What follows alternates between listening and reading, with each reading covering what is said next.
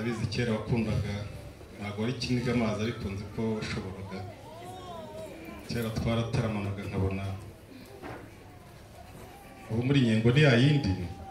ntabwo naguhinduriye nta nubwo iri bugute ku wakajwiga ndabona ari inkangaza rwose yayindi musanzwe mbaziho amasoko Pusi vuga amena mwinywere umwinginzi yabikoreye rimwe. Amina amina. Amena mwinywere rwose. Mu bampera amashyi barasoma neza. Manwere rero karabe Pusi ngo duherukana kakagiso ko kugira inyota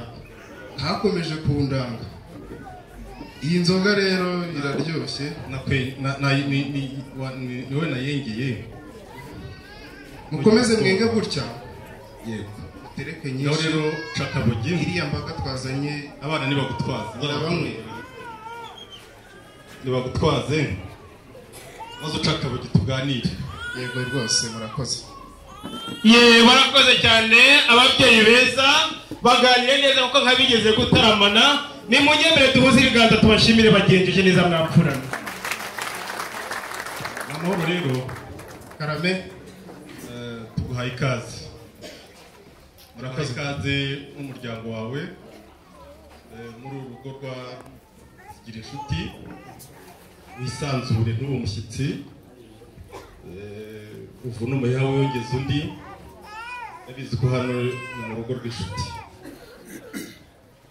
ntuhuganire twaramwanye rwose niko bimeze murakoze cyane wisanzure ikindi rero muvandimwe wanjye dusaze mu gitaramo cya Pasika twatumiye imbaga inshuti abana b'umuryango bari kure bose dusanze twese twateranye ariko tuza kumenya ko nawe uri bugere hano niyo mpamvu twaguteguriye uwo mwanya ngo nuza kubona ari ngombwa uraza kuduha